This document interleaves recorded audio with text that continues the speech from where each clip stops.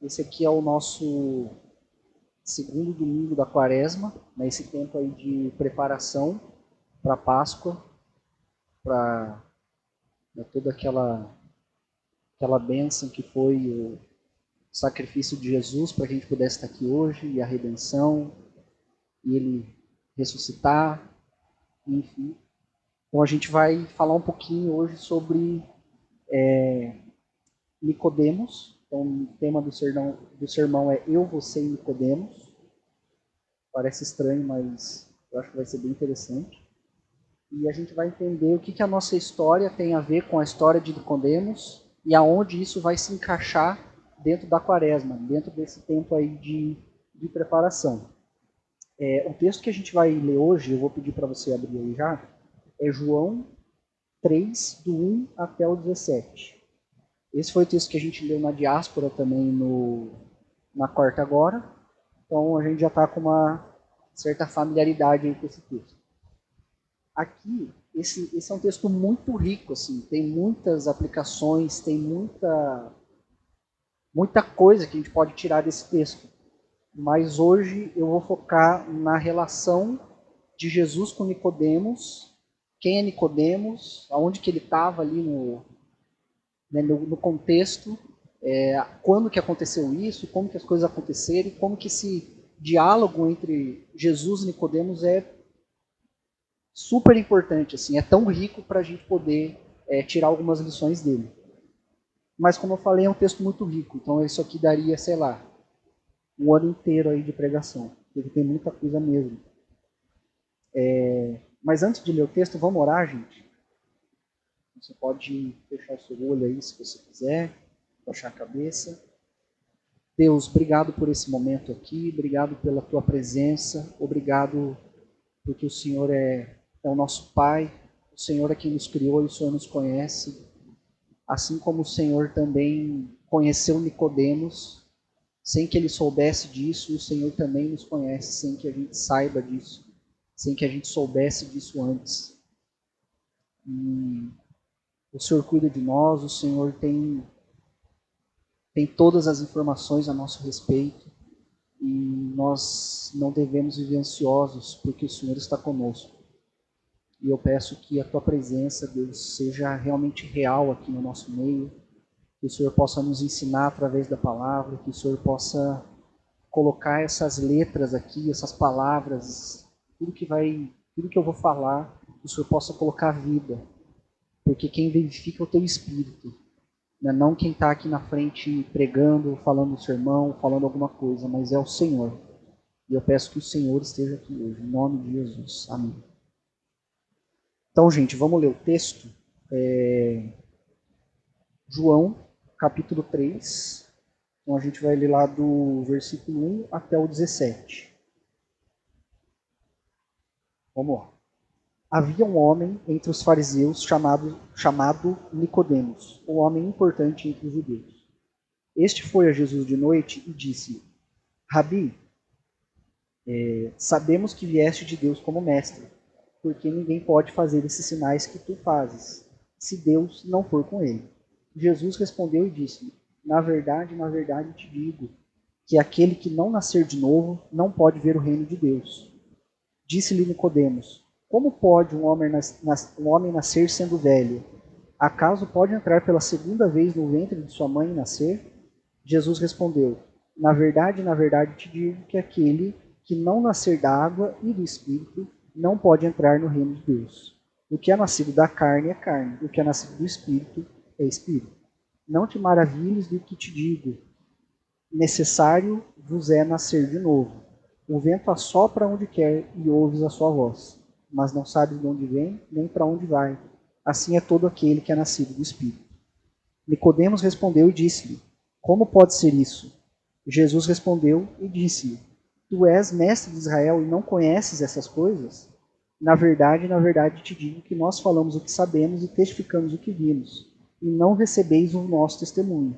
Se vos falei de coisas da terra e não crestes, como crereis se vos falar das coisas do céu? Ninguém subiu ao céu senão que desceu do céu, o Filho do homem que está no céu. E como Moisés levantou a serpente no deserto, assim também tem que ser levantado o Filho do Homem, para que todo aquele que nele crê não pereça, mas tenha vida eterna. Porque Deus amou o mundo de tal maneira que deu o seu Filho unigênito, para que todo aquele que nele crê não pereça, mas tenha vida eterna. Porque Deus enviou o seu Filho ao mundo não para condenar o mundo, mas para que o mundo fosse salvo por intermédio dele. Até aqui. Então, para a gente poder entender esse texto, entender aqui a relação toda, a gente precisa entender quem é Nicodemos, né, como eu falei antes, o que ele estava vivendo ali e como foi se configurando todo esse processo, essa conversa, e inclusive o que aconteceu depois com Nicodemos. Então Nicodemos é esse cara aí da imagem, esse suposto velho. É suposto velho porque talvez ele não fosse tão velho assim na época. Eu aprendi uma coisa, estudando texto, que pode ser que ele tenha sido morto por Jesus. Não por Jesus. Ele morreu por causa de Jesus. Formação nova. Ele morreu por Jesus. Então, na perseguição de Atos, pode ser que ele tenha morrido. Então, talvez ele não fosse tão velho assim. Por isso é um suposto velho. Talvez ele fosse mais novo, ou não sei. Aí tem esse Jesus aí de cabelo curto também, que é uma novidade para nós. Não sei também. Mas esse é o cara. Esse é o Nicodemos. Então você pode ver, ele é um cara, né, todo paramentado, Jesus está ali com uma veste meio simples e tal, e ele está todo, né, esse chapéu aí que é no seu nome, as vestes e tudo mais, então tudo tá, ele tá bonito. Esse é um cara bem vestido para época. Nicodemos é um nome grego, mas ele é judeu. Então imagina o quê? Né? Ah, é um nome grego, mas ele é judeu. É tipo Johnny, que é um nome americano, mas eu sou brasileiro. É a mesma coisa. E significa conquistador do povo. E o Nicodemos foi uma das principais autoridades religiosas em Israel.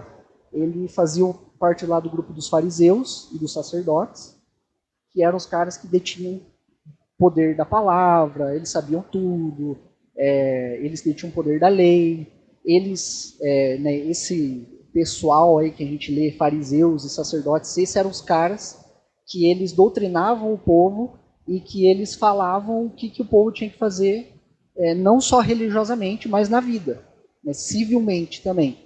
Então eram os caras que determinavam tudo o que ia acontecer ali no meio do povo,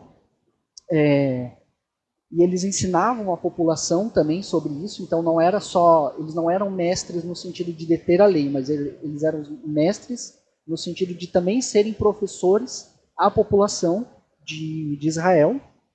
E além disso, esse cara aqui, ele era um dos 70 membros do Sinédrio. Aí o David pode passar para a próxima. O que é o Sinédrio? A imagem é essa. O Sinédrio é uma assembleia de mestres judeus que é composto só por homens que detinham o poder da lei, e eles julgavam os crimes de acordo com a lei mosaica, determinavam a doutrina, né, como eu falei, a ser seguida, e detinham o controle todo dos aspectos da vida religiosa. O Sinédrio, além disso, era também um centro intelectual, uma academia, além de ser um tribunal. Então, era aqui nesse lugar que rolava, né, que eles se encontravam para estudar, para ter todo um momento ali né, de discussão sobre a Torá, sobre a lei e tudo mais. Um diáspora. Só que também aqui era o lugar onde eles julgavam supostos criminosos. Inclusive Jesus, né, passou a vida dele ali. Então tinha lá os 70 membros, né, que é a galera ali em volta, que são homens letrados, que têm que saber a lei de trás para frente, de frente para trás, de tudo que é jeito, a lei mosaica. O presidente dessa, né, dessa sessão, que pode ser que é um sumo sacerdote, os oficiais, que são os escribas ali, né, que vão, enfim, colocam tudo que está acontecendo, e o acusado. Pode passar para a próxima, David. Aqui também uma outra ilustração de como era o Sinédrio. Então era tipo assim, uma coisa bonita, um lugar intelectual, acadêmico, ali assento dos estudantes. Era a galera que também estava se preparando para serem mestres, para serem rabis, né, porque não é só Jesus que era um rabi, os mestres da lei eram rabis, rabi, e que significa mestre. Então esses caras estavam se preparando e aí eles assistiam toda essa solenidade, essas acusações, esse rolê todo que rolava ali. Por que eu estou falando isso aqui? Para a gente entender o porquê que Jesus fala do jeito que ele fala com Nicodemos, porque tem um sentido isso daqui. A gente entende de uma forma hoje porque a gente conhece a Bíblia, né? Enfim, a gente estudou. Mas até então, essas coisas que foram ditas aqui ainda não tinham sido ditas. A gente vai entender um pouquinho mais sobre isso. Aonde Nicodemos estava envolvido aqui? Onde estava acontecendo tudo isso? Então, se a gente for ler aqui o capítulo 2, um pouquinho antes, a partir do versículo 13, está dizendo que era um tempo próximo da Páscoa e Jesus subiu a Jerusalém. Então, esse tempo aqui que eles estavam vivendo era próximo da Páscoa, tipo que a gente está vivendo agora, exatamente nesse momento. E aí as pessoas começavam a peregrinar das cidades para a Páscoa, para se encontrar em Jerusalém. Então, o que significa a Páscoa? Ela foi mudando ao longo do tempo. Então, no Novo Testamento era de um jeito, no Antigo Testamento era de um jeito, e no Novo Testamento ela foi se configurando para ser de outro jeito. Ao longo desses milhares de anos, ela foi tendo algumas adaptações ali. Então, na Páscoa no Antigo Testamento, ela acontecia na festa dos pães asmos. Então, a festa de Páscoa era o primeiro dia da festa dos pães asmos, que é o pão sem fermento. Então, isso tudo acontecia para lembrar do tempo de passagem que os judeus saíram, que os judeus foram libertos do Egito, e aí eles tinham que passar lá o sangue do cordeiro, enfim, nos umbrais da porta, para que o anjo da morte, quando passasse lá no Egito, não matasse os primogênitos homens das famílias que Deus escolheu. E que as outras todas pessoas que estavam ali, todas as outras famílias, teriam filhos mortos. Então, para significar, esse é o meu povo escolhido, vocês não são meu povo escolhido. Então, para lembrar disso, começou a rolar essa festa dos pães asmos, e o primeiro dia era a festa de Páscoa. Essa festa de Páscoa era uma festa, no Antigo Testamento, familiar. Então rolava ali, todo mundo se reunia, é tipo Natal, aqui para nós. Tipo, todo mundo para e se reúne, só que cada um na sua casa, para comemorar aquela festa. E aí o que rolava naquele momento ali? Era uma festa, né, uma celebração, mas era solene, era alegre, porque eles tinham sido libertos, era uma lembrança disso, mas era solene porque é algo muito sério. É algo pesado. E esse momento, essa celebração, era um momento em que o povo fazia o sacrifício de um cordeiro macho com 1 ano de vida. Então ele tinha que ser lá puro e tudo mais. E eles faziam esse sacrifício ao entardecer e o sangue ainda assim era passado nos umbrais das portas. Então isso foi não só lá no Egito, mas foi ao longo de toda a Bíblia, de todo o contexto histórico isso aconteceu. E aí eles passavam o animal, depois assavam lá o cordeiro inteiro, não quebravam os ossos e tudo mais, enfim, tinha um monte de regra. E aí eles comiam esse animal pela noite com pão sem fermento e as ervas amargas. E essa refeição que eles faziam à noite era feita às pressas. Eles não sentavam, eles não tinham um momento de, como a gente tem aqui de Natal, de sentar e conversar e ficar de boa. Era um momento em que eles estavam lembrando da passagem do anjo da morte pelas ruas do Egito, pelo povo do Egito, e que era uma coisa assim muito rápida. Então eles tinham que estar preparados para a qualquer momento sair, porque o anjo passa e o povo fica, né? Os primogênitos do povo ficam, mas eles têm que rapidamente sair do Egito. Então é isso, é todo um significado. Tudo tem um significado. Então eles tinham que comer rápido, com sandália, com os lombos cingidos, né, que é vestidos, e com cajado de viagem. Então tinha que ser era um rolê ali rápido. No Novo Testamento, né, isso tudo aqui é para lembrar lá a rápida saída do Egito e tudo mais. E aí no dia seguinte eles não podiam comer o que sobrava do dia anterior, igual a gente faz aqui. Né? A gente come, sobra do dia 24 ao dia 25. Eles não podiam fazer isso. Eles tinham que queimar tudo que sobrava, porque é só para aquele dia. Depois queima tudo e é isso, acabou. A Páscoa no Novo Testamento, pode passar, por favor. Eu não consegui uma foto de festa de Páscoa. Essa é a festa dos tabernáculos. Mas por que eu peguei essa imagem? Porque era uma galera, era muita gente. Assim como na festa dos tabernáculos, que é quando os judeus se reuniam uma vez no ano para expiar os pecados, e todo mundo peregrinava do país inteiro para esse lugar, para a tenda, porque festa dos tabernáculos significa festa das tendas, né, onde as pessoas iam e colocavam tendas em volta ali do sacrifício. Enfim, aí eu não vou entrar aqui no detalhe da festa dos tabernáculos, mas é uma imagem para ilustrar a mesma coisa da Páscoa, porque no Novo Testamento não é mais familiar. As pessoas iam para Jerusalém, do país inteiro, de Israel, tudo, iam para Jerusalém. Então Jerusalém virava uma loucura. Então virava assim, ó, um monte de gente. Então, além de ter um monte de gente, uma pessoa física, tinha todo um trabalho de levar suprimento, levar insumo, o comércio acelerava, né? Tinha toda uma operação comercial e logística para levar comida, para hospedar as pessoas. Tinham casas, famílias que hospedavam desconhecidos de tão cheio que ficava a cidade, e a cidade não comportava né, os hotéis da cidade, as pousadas, enfim, não comportavam essa galera toda, então as pessoas tinham que abrir para a galera entrar, né, para as famílias entrarem e tudo mais.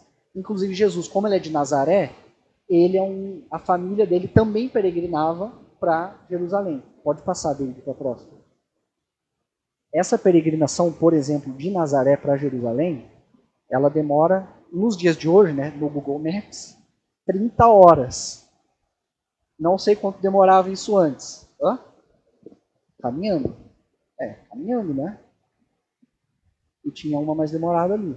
Eu coloquei ali caminhando porque eles caminhavam, né, naquela época. Caminhavam, cavalo, enfim.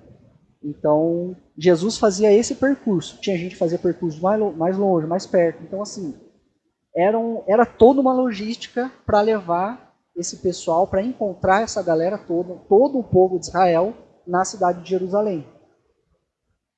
Então, esse momento que Nicodemos estava vivendo aqui, isso que está acontecendo exatamente no que a gente acabou de ler, é esse tempo. É um tempo de festa da Páscoa, primeiro dia ali da festa da Páscoa, da festa dos pães asmos, pães asmos, que é a festa da Páscoa. Então a cidade estava uma loucura. E aí o texto diz assim para nós, que havia um homem entre os fariseus chamado Nicodemos, um homem importante entre os judeus, né, que foi o que eu acabei de dizer aqui, que era um cara que tinha realmente um conhecimento enorme e ele era um dos membros do Sinédrio, um dos 70 membros que tinha lá. Então ele era um cara muito importante. Ele era o que decidia, obviamente junto com outras pessoas, mas ele decidia quem ia ser preso, quem não ia ser preso, decidia a doutrina, ele decidia o que as coisas iam, como as coisas iam acontecer na vida ordinária das pessoas de acordo com a lei mosaica. Então, esse era um dos caras mais importantes entre os judeus. Ele conduzia o povo. Essa galera do Sinédrio, né, todo esse pessoal ali, dos sumos sacerdotes, são homens que conduziam o povo na vida cotidiana de acordo, né, embasado na lei mosaica. Versículo 2. Este foi a Jesus de noite e disse: Rabi, sabemos que vieste de Deus como mestre. Por que ninguém pode fazer esses sinais que tu fazes se Deus não for com ele? Aliás, não é uma pergunta. Vou ler de novo. Sabemos que vieste de Deus como mestre. Por que ninguém faz esses sinais que tu fazes se Deus não for com ele?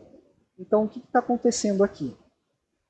Nicodemos, né, no início do versículo 2, fala que ele foi a Jesus de noite, que é aquela imagem primeira que passou aqui. Né, aquele cara suposto velho, com aquele Jesus suposto de cabelo curto também, de noite. Por quê? Jesus, ele começou aqui a se mostrar como o Messias, como aquele que viria salvar, redimir o povo e tudo mais, como o Antigo Testamento o aponta. Só que ele não pode falar. Esse é o momento que ele ainda não pode falar. Né? A gente viu na nossa série em João que ele vai se revelando ao longo do tempo, ele vai se revelando ao longo do livro, e aí chega um momento que ele realmente fala, eu sou filho de Deus. Esse cara que vocês estão esperando sou eu. Mas aqui não é o momento ainda. E aqui está no início da vida ministerial dele, que ele começa a fazer os milagres e tudo mais. Então ainda ele não pode aparecer publicamente e falar isso. Ninguém pode fazer isso. É um crime. Se alguém fizer isso em falso, inclusive, era preso. Que é um dos motivos que os fariseus e os sacerdotes queriam prender Jesus. Porque esse cara aqui, esse cara pobre que veio de Nazaré, como assim? Esse carpinteiro, esse cara vai salvar a gente, vai vir para reinar? Não, a gente vai prender ele. Então, o livro de João vai mostrar muito isso para nós. Que ele pode ser preso a qualquer momento pelos próprios judeus. Por isso que Nicodemos procura ele de noite. Então, numa loucura, numa festa que está acontecendo em toda a cidade, está o país inteiro reunido lá, Nicodemos vai na calada da noite, porque ele não pode ser visto com esse cara que está ascendendo ali a se mostrar o Filho de Deus. Ele não pode ser visto com esse cara porque ele é um dos homens mais importantes do povo. Ele é um dos caras que detém a lei. Tipo, ele não pode ser. Ele está passível à morte. A perder o cargo, pelo menos perder o cargo e ser preso. E está passível à morte também. Então ele procura Jesus de noite. E ele chega para Jesus, como mestre da lei, como ele sabe tudo, ele já chega para Jesus e fala, Rabi. Ele já reconhece Jesus como mestre. Ele já sabe quem é esse cara. Ele estudou a lei. Ele está vendo que esse cara, Jesus, está ascendendo, ele está aparecendo, ele está ali. Ele viu uma coisa diferente em Jesus. E aí ele começa a trocar essa ideia com ele e tudo mais. E ele sabe que Jesus, né, Jesus é o nome dele, o nome de batismo, Jesus de Nazaré. E ele sabe que esse cara chamado Jesus é o Messias, é o cara enviado. Ele consegue ter essa noção. No versículo 3, a gente seguindo aqui, Jesus, beleza, ele fala assim, tá bom. Então eu vou te dizer a verdade aqui, ó, Nicodemos, que aquele que não nascer de novo não pode ver o reino dos céus, o reino de Deus. Na verdade te digo que aquele que não nascer de novo não pode ver o reino de Deus.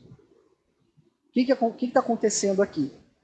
Nicodemos, como homem da lei, como um cara que conhece tudo da Torá, ele sabe quem é Jesus, ele sabe o que esse cara veio fazer, só que ele sabe isso na cabeça dele. E aí Jesus vê com uma coisa que não tem nada a ver e fala para ele ali, e pergunta para ele, e afirma para ele que aquele que não nascer de novo, não pode ver o reino de Deus. Aqui ele está começando a elevar o nível da conversa. O que significa isso? Isso aqui é um termo que a gente usa na nossa casa. Quando a gente estava com um problemas no nosso namoro, tivemos N problemas, eu e a Ana Luísa, a gente chegou para um pastor, amigo nosso, e aí ele estava acompanhando a gente, e ele falou, cara, se vocês fizerem XYZ, eu vou estar com vocês.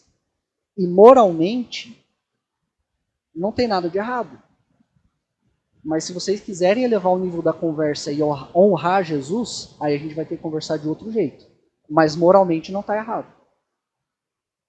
Enfim, são várias, não vou entrar nos méritos aqui, são várias coisas. Mas o que eu quero dizer com isso? Que Jesus aqui está falando, olha meu amigo, eu sei que você me conhece, mas vamos elevar o nível da conversa aqui. Vamos para um outro patamar. E aí no versículo 4, Nicodemos ele não entende. Está escrito assim: disse-lhe Nicodemos: como pode um homem nascer sendo velho? Acaso pode entrar pela segunda vez no ventre da sua mãe e nascer? Cara, olha o pensamento idiota de Nicodemos. Tipo assim, cara, o cara conhece a lei. Ele é um cara letrado. E para você ser uma pessoa letrada nesse tempo, não é uma coisa fácil. Nos tempos atuais já não é tão fácil. Mas nesse tempo aqui, eram pessoas específicas, eram homens, mulheres não tinham esse acesso, as mulheres tinham que ser ensinadas pelos homens a lei, a como elas devem viver. Então, homens ensinando mulheres como mulheres devem viver, por exemplo. Então, assim, eram caras muito específicos. Então, esses 70 caras do Sinédrios eram realmente caras escolhidos para fazer isso, escolhidos a dedo. E aí, olha a pergunta que o Nicodemos faz. Tipo, cara, tá bom, Jesus, beleza, mas aí eu tenho que, eu velho, nascer de novo? Tipo, eu tenho que como é que eu vou? Não tem, é impossível fazer isso. E aí Jesus responde no versículo 5: na verdade, te digo que aquele que não nascer da água e do Espírito não pode entrar no reino de Deus. Aqui, o que Jesus está falando? Sempre tem simbolismo aqui, sempre. Sempre tem coisas que remetem a outros textos e termos, experiências na Bíblia no povo de Israel. A água que Jesus está falando é a palavra de Deus. Que a palavra de Deus ela limpa, ou purifica, ou lava. Tem esses termos que são usados também.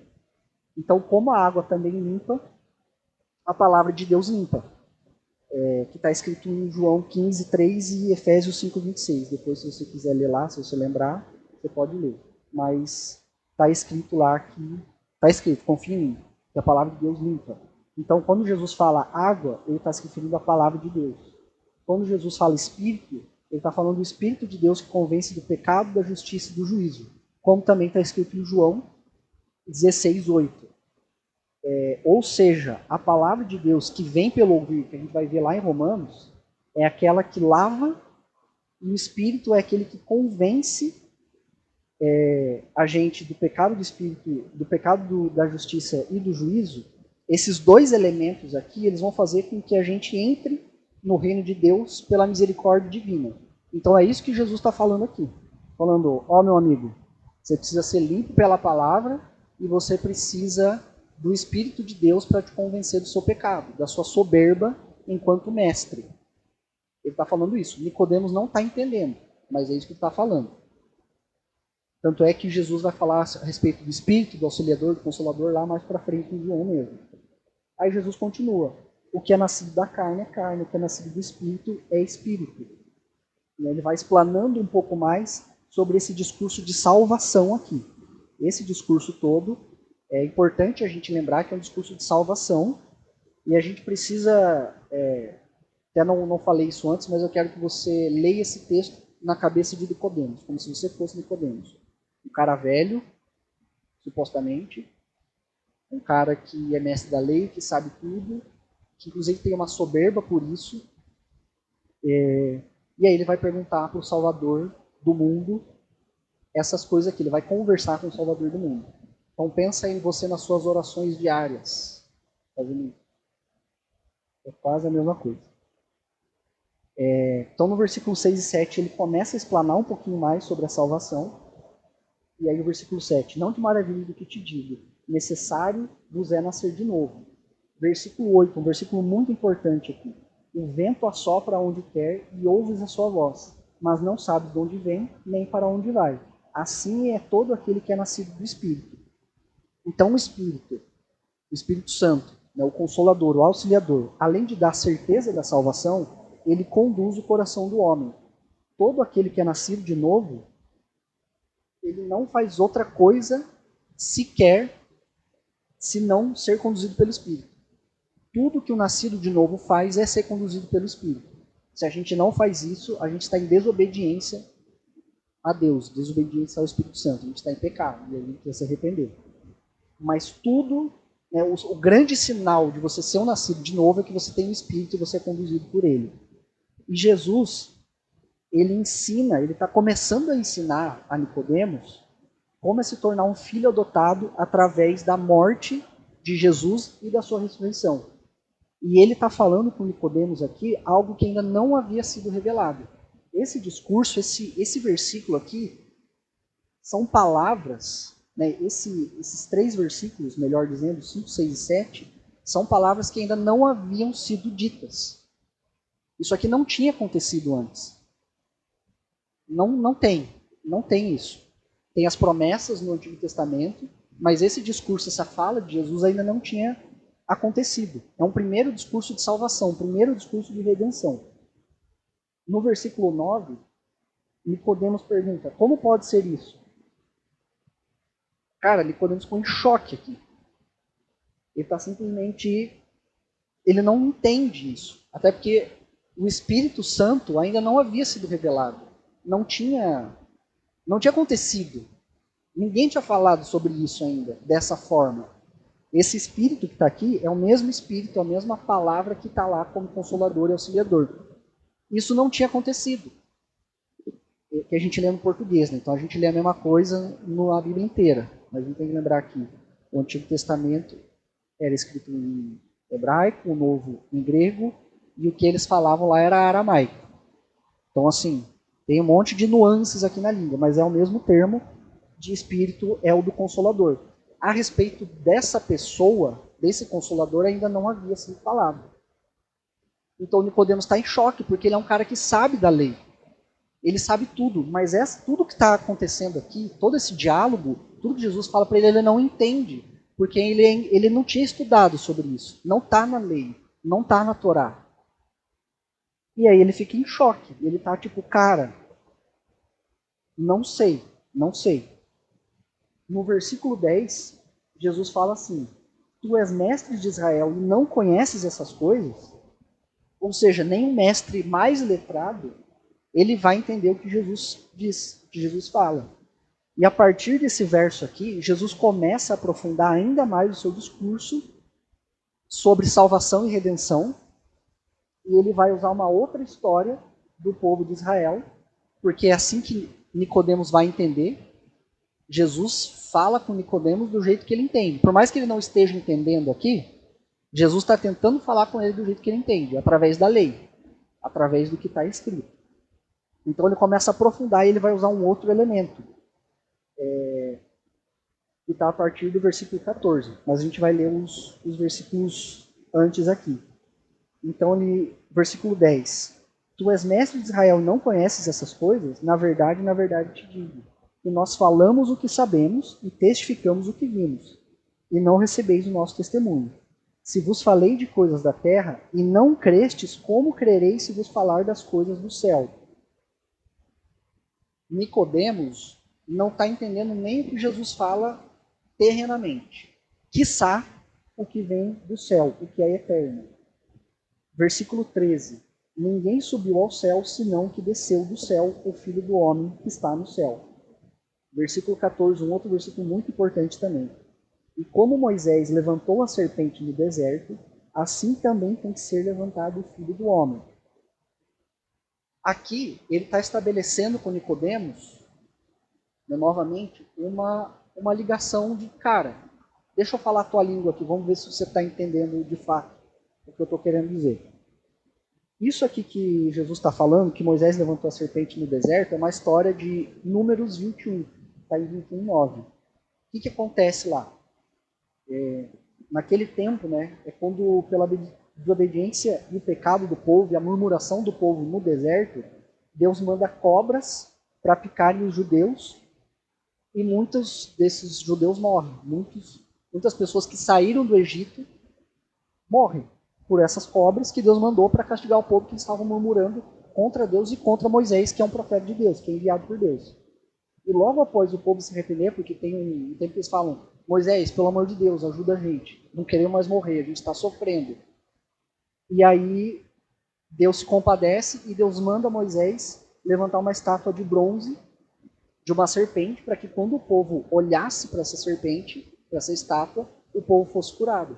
Então ainda estava rolando o castigo das cobras, mas quando o povo olhava para a serpente, eles eram curados, eles tinham vida de novo. Então, né, ou seja, é para que quando o pecador olhe para lá, ele tenha a vida. Ele reviva, ele tá legal agora, tá beleza. E aí o que ele está estabelecendo aqui com Nicodemos? Ele fala, cara, tá vendo essa história aqui? Você lembra daquela história? É a mesma coisa comigo. É a mesma coisa com o filho do homem, melhor dizendo. Ele não fala comigo, ele fala com o filho do homem. Quando o filho do homem aparecer e as pessoas olharem para ele, eles vão ser curados, eles vão ter vida de novo. É um discurso de salvação. Então Jesus está usando uma figura da Torá para que Nicodemos entenda quem é o Salvador, de quem se trata esse Salvador, quem é essa pessoa, o que essa pessoa está vindo fazer. Beleza, segura aí. Versículo 15 diz assim, para todo aquele que nele crê, não pereça, mas tenha vida eterna. Então, essa frase aqui é a mesma frase que está no 16, que a gente acaba não percebendo. O versículo 16 diz assim, porque Deus amou o mundo de tal maneira que deu seu Filho unigênito para que todo aquele que nele crê não pereça, mas tenha a vida eterna. Então ele está falando que Jesus, né, que o Filho do homem, o Filho que desce do céu, o Filho unigênito, aquele único Filho de Deus, ele veio para que todo aquele que nele crê não pereça, mas tenha vida eterna. Tal qual a serpente no deserto. Para que aquela imagem, aquela figura seja uma não, mas para que aquela figura, para que todo aquele que nele crê não pereça, mas tenha vida eterna. Então ele está igualando, o escritor aqui, o João, ele está igualando as duas figuras. Não que a serpente seja do tamanho de Jesus, beleza? Mas é para que Nicodemos entenda o que está acontecendo, para que Nicodemos entenda a importância do Filho do Homem, a importância do Filho unigênito de Deus. Então Jesus usa um elemento da Torá, que é muito importante. Esse elemento da estátua de bronze de uma serpente é um elemento que no deserto fez o povo ter vida de novo. Então, assim como essa figura, o Filho do Homem vai ser também para a humanidade. O Filho do Homem, o Filho de Deus, o único Filho de Deus, é a figura, tal qual aquela, vai dar vida para a humanidade. E o versículo 16, que é o famoso verso aí, que eu acabei de ler, que a gente acaba entendendo da forma errada, Jesus não veio para salvar o mundo todo, toda a humanidade, todas as pessoas, mas para salvar aqueles que creram nele. Então é para que todo aquele que Deus escolheu creia nele. É para que tenha um Salvador. Deus manda o único Filho para que tenha um Salvador, para que aqueles eleitos possam olhar para o Filho e ver Deus. Possam olhar para o Filho e ter vida. Possam olhar para o Filho e crer de novo, e não perecer, e não morrer. Então é isso que está dizendo aqui. Só é possível crer no Filho enviado, aquele que tem o Espírito, aquele que foi lavado pela palavra. E no versículo 17, está escrito assim, porque Deus enviou, né, continuando o 16, porque Deus enviou o seu Filho ao mundo não para condenar o mundo, mas para que o mundo fosse salvo por intermédio dele. Então, o que Jesus está falando aqui? O que está acontecendo aqui nesse versículo? O Pai envia o Filho não para condenar, ainda, mas para redimir. Então, aqui, a figura do Filho do Homem, que ele está mostrando para Nicodemos, é a mesma figura da serpente no deserto. É a figura que vai redimir o povo, que vai trazer vida de novo para o povo, que limpa o pecado, que fala, olha que vocês desobedeceram, vocês murmuraram, vocês estão reclamando do profeta e do Deus Criador. E do eu sou o que sou, porque é assim que Deus se apresenta, eu sou o que sou, lá naquele texto do deserto. Vocês pecaram contra a autoridade de Deus e contra mim. E assim como tem essa figura aqui, que redimiu o povo, é o Filho do Homem também. O Filho do Homem veio para redimir. E ele sabe, o mestre da lei, ele sabe que vai vir um Messias para redimir, mas que também vai vir para reinar, que inclusive os apóstolos acham que Jesus, quando Jesus começa a falar para eles, para os discípulos, pô, eu vou morrer, eu vou morrer, eu vou morrer, eu vou morrer, confia, eu vou morrer, mas eu vou voltar, mas eu vou morrer. Ele fica falando. E aí, tipo, eles falam, né, principalmente Pedro, você não vai morrer. Você veio para reinar, você não vai morrer. Você é o Messias que veio para reinar. E Nicodemos sabe disso. Só que ele está achando também que esse cara aqui, esse Messias, esse filho do homem, é o filho do homem que veio para reinar. Mas ainda não. Esse é o momento da história que não é o momento de Jesus reinar, mas é o momento da redenção daqueles a quem Deus escolheu. Então esse discurso todo, esse diálogo todo, quase que um monólogo, mas um ensinamento de Jesus, ele está mostrando para Nicodemos uma coisa que ainda não havia sido falada para o povo judeu, com termos que ainda não haviam sido falados, mesmo para um mestre da lei que sabia tudo sobre a Torá, que sabia tudo sobre o que os profetas falaram. Ele não havia existido ainda um discurso de salvação, de redenção, tal qual como esse daqui. É a primeira vez que isso acontece. Então é uma coisa completamente nova. Por isso que Nicodemos está em choque. Por isso que ele está, cara, eu não estou entendendo o que você está falando. Jesus vai continuar aqui esse discurso nos próximos versículos. Não vou me aprofundar neles. Mas o que a história de Nicodemos pode nos ensinar? Primeiro, o contexto em que Nicodemos estava. A data, principalmente, em que ele estava, que é a Páscoa. Que a Páscoa é o ato redentor de Deus. Então a Páscoa, mais do que uma festa, mais do que uma reunião do país inteiro, em uma solenidade, numa cidade, com aquela galera toda, o comércio rolando. Inclusive, no capítulo 2 aqui você vai ver que é aquele famoso texto, logo antes aqui os últimos versículos do capítulo 2, logo antes aqui do começo do 3, é o famoso texto que Jesus vai e derruba tudo as mesas no templo e tudo mais, porque está todo mundo reunido. Então não é que Jesus simplesmente chegou lá e falou, não quero comércio. É porque era uma coisa, estava rolando um momento muito solene, era uma festa solene, era um momento sagrado. E aí o comércio estava muvucado ali, estava um monte de coisa acontecendo. Então, a história de Nicodemos, aonde Nicodemos está aqui, no momento em que ele está vivendo isso aqui, a história dele pode ensinar para a gente que a Páscoa é o ato redentor de Deus, mais do que uma festa, mais do que uma reunião solene, mais do que a gente lembrar de coisas do passado. Esse é o primeiro ponto. O primeiro ponto que Nicodemos pode ensinar, e a história dele pode ensinar, é que além de coisas do passado, Páscoa é o ato redentor de Deus. Então, em Nicodemos, quando Nicodemos se encontra com Jesus, Jesus ensina para ele sobre redenção. É uma coisa completamente nova, completamente assim, que explode a cabeça de Nicodemos. E aqui, Jesus está mostrando para Nicodemos algo muito precioso, que é a possibilidade de salvação. Muito provavelmente, Nicodemos seja a primeira pessoa a ouvir a palavra da redenção, seja a primeira pessoa a ouvir o evangelho completo. Muito provavelmente isso aconteceu nesse diálogo, num diálogo entre duas pessoas em que Nicodemos, o mestre da lei, não podia ser visto com Jesus, por isso que ele sai de noite, sai de fininho, vai encontrar com Jesus, e Jesus pega ele e coloca para ele sublimes palavras de salvação, sublimes palavras de redenção. A primeira vez na história que isso acontece.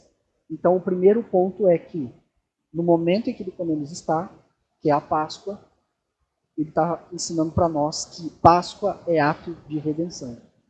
A segunda coisa que a história de Nicodemos nos ensina é que a gente esteja preparado para o novo nascimento. A quaresma é um tempo de preparação. Então, a gente entender quem nós somos, quem Nicodemos foi aqui, e o que a quaresma tem a ver com isso, é que esse tempo aqui, tudo isso que Jesus está falando a respeito do novo nascimento, ele está falando que é um tempo de preparação. A quaresma é um tempo de preparação. O novo nascimento essas palavras que são embutidas na mente de Nicodemos, começa um tempo na vida de Nicodemos de preparação. E a gente vai ver isso mais para frente, que Nicodemos ele possivelmente se converte. E talvez a história, né, nos diga que possivelmente ele tenha morrido por causa da perseguição, por conta de Cristo.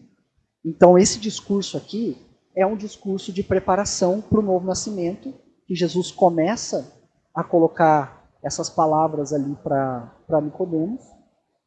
E esse é um tempo que a gente guarda para nos separarmos a Ele. Então Jesus está pela primeira vez falando a respeito de salvação e falando para Nicodemos, cara, você pode nascer de novo.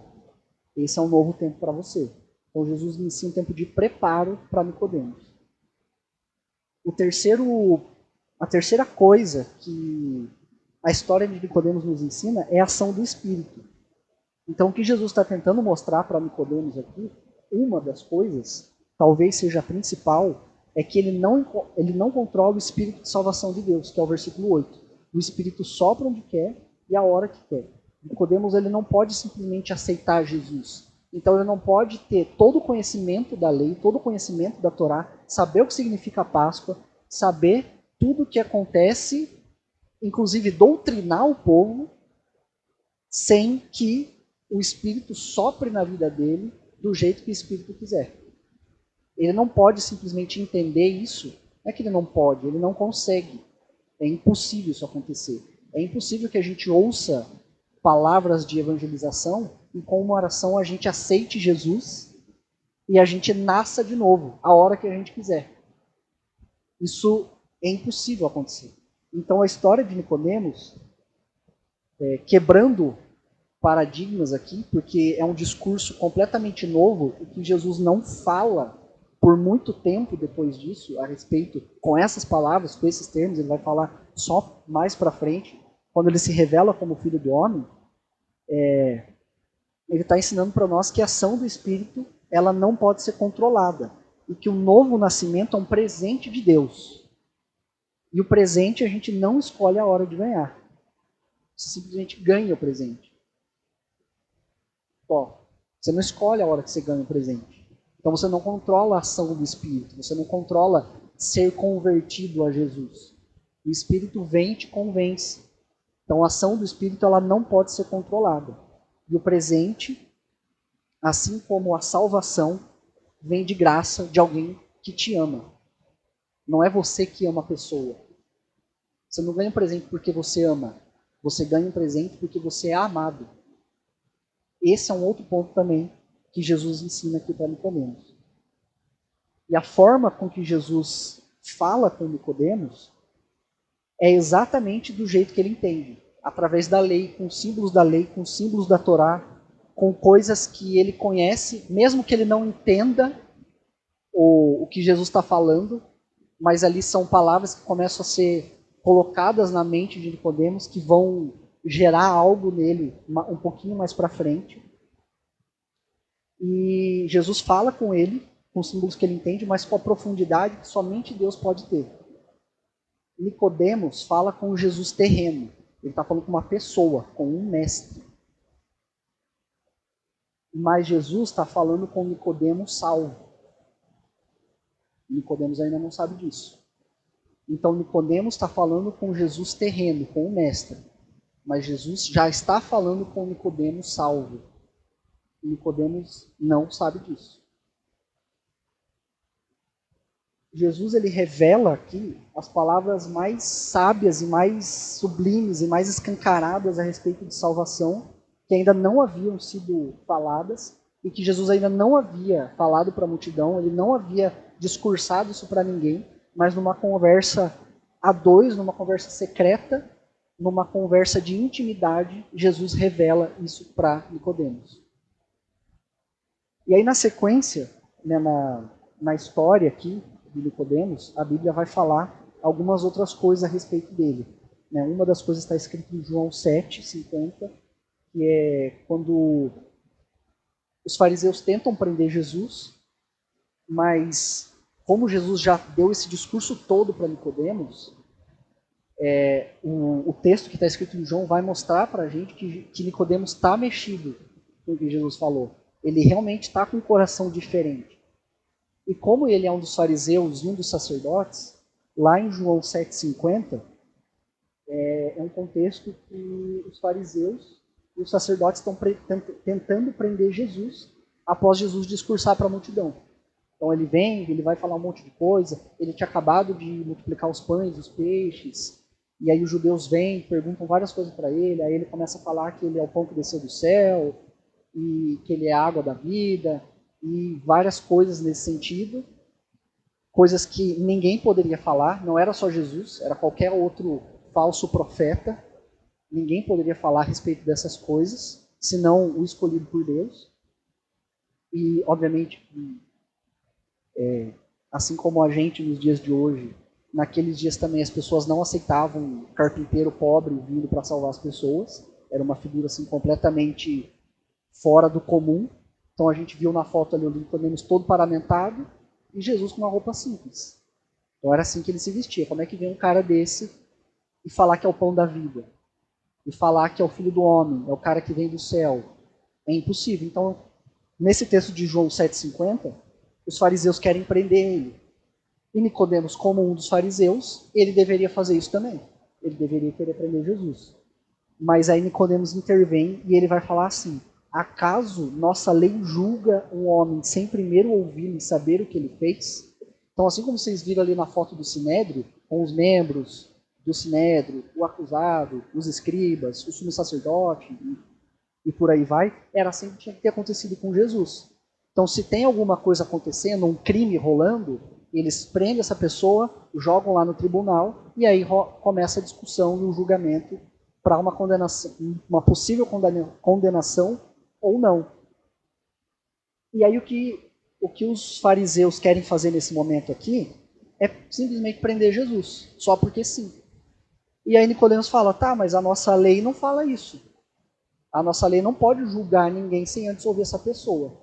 Então ele intervém diante os fariseus, ele como um sacerdote, ele como um mestre da lei, ele como uma pessoa que detém esse poder, ao invés de ele falar, não, vamos prender Jesus, ele fala, não, calma, peraí, esse cara aqui, calma, ainda não. E aí ele joga a própria lei para os fariseus. Então ele se coloca numa posição de vulnerabilidade, podendo perder o cargo dele, podendo perder a vida dele, quem ele é, para que Jesus não fosse preso. Então, nesse texto a gente já começa a ver que tudo isso que Jesus fala para Nicodemos tem uma mudança no coração dele. Tem algo que rolou ali. E o outro momento em que Nicodemos se mostra como um possível salvo, eu vou ler aqui, se não precisa abrir, mas está em João 19, versículo 38 e 39. Está escrito assim: depois disso, José de Arimateia, que era discípulo de Jesus, secretamente por meio dos judeus, por medo dos judeus, melhor dizendo, rogou a Pilatos que lhe permitisse levar o corpo de Jesus. Pilatos consentiu. Então ele foi e levou o corpo de Jesus. Versículo 39. Também Nicodemos, aquele que antes visitara Jesus à noite, que é o que a gente acabou de ler aqui, veio trazendo cerca de 36 quilos de um composto de mirra e aloés. Provavelmente na tua versão está 100 libras de perfume. O que está dizendo aqui? Nicodemos tem a conversa, tem esse encontro sublime com Jesus, onde ele recebe palavras que ainda não tinham sido faladas, ele recebe um discurso de salvação, um discurso de redenção que ainda não havia acontecido em nenhum momento. Ele tem essa intimidade que eles não tinham, mas ele recebe essas palavras de Jesus como algo totalmente diferente. E aí depois ele defende Jesus perante os fariseus. E aqui quando Jesus morre, ele junto com José de Arimateia pega 36 quilos de perfume, de mirra e aloés, que é caríssimo, é super caro. bizarramente caro, não sei o valor, mas é muito caro. Tipo, 35 quilos de perfume. E esse tipo de perfume, esse tipo de ritual que eles faziam, com tanto perfume e com mirra e aloés, que eram coisas super caras na época, inclusive eu acho que hoje ainda deve ser caro, mas enfim, isso aqui era feito só com judeus nobres e ricos. E Jesus não era um cara nobre, né, bem de longe. E rico principalmente, não era. Bem de longe disso. Ele era um carpinteiro pobre que veio salvar o povo.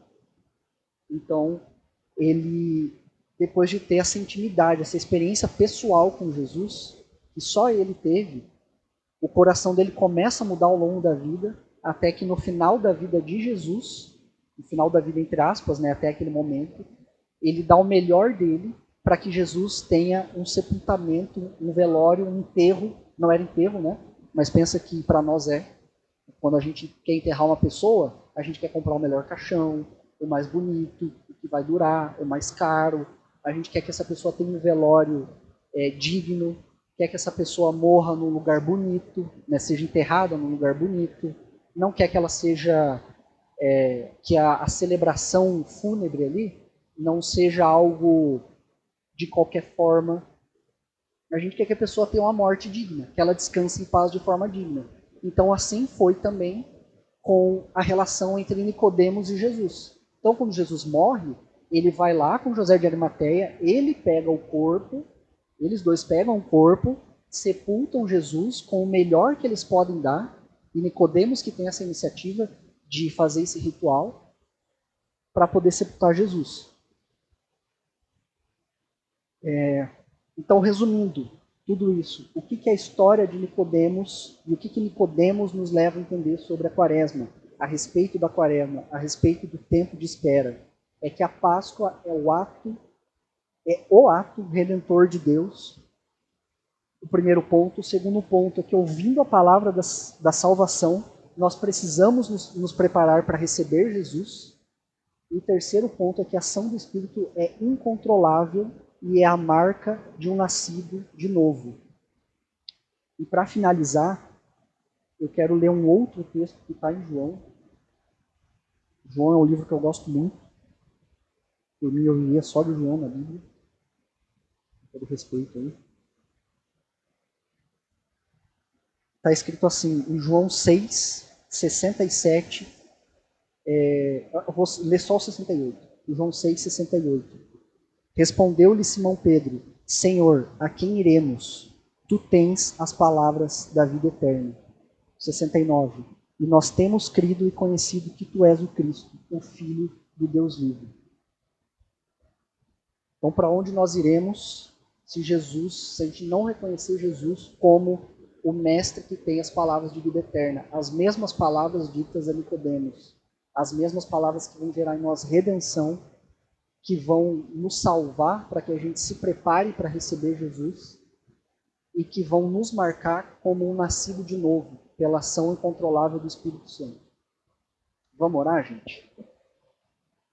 Senhor, quero agradecer pela Tua palavra, quero agradecer pelas palavras de vida eterna, quero agradecer pela história de Nicodemos, que nos ensinou, que nos ensina que mesmo que nós sejamos religiosos, que nós detenhamos o poder da lei, que nós detenhamos conhecimento, que a gente precisa da Tua salvação, que nós precisamos ser preparados para o momento de redenção da Páscoa, que nós precisamos viver um caminho, viver uma vida onde essas palavras de salvação vão mudar o nosso coração, vão mudar o nosso jeito de viver, e que nós vamos honrar o Senhor, assim como Nicodemos fez com Jesus Cristo de Nazaré, com Jesus Cristo que veio para se entregar pelos judeus, veio se entregar por aqueles a quem o Senhor escolheu, que assim como ele fez, assim também a gente faça e honre o Senhor,